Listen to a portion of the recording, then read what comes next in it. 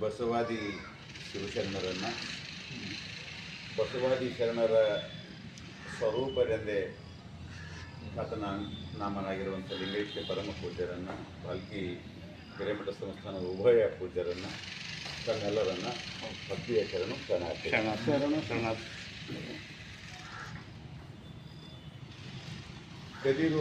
ಕದಿರ ಕಾಯಕರ ಕಾಳವೆಯ ಪ್ರಸ್ತುತ ವಚನವನ್ನು ಕುರಿತು ಈಗಾಗಲೇ ನಾವು ಚಿಂತನ ಮಂಥನ ಮಾಡಿದ್ದೇವೆ.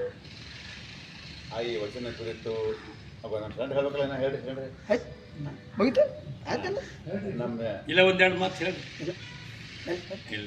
ನಮ್ಮ ಎಲ್ಲ ಶರಣರು ತಮ್ಮ ತಮ್ಮ ವಿಚಾರಗಳನ್ನು ಇಲ್ಲಿ ಅಭಿವ್ಯಕ್ತಪಡಿಸಿದ್ದಾರೆ. ಇಬ್ಬರು ಉಳಿದಾರ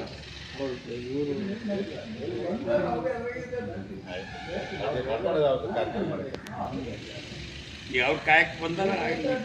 ನೀವು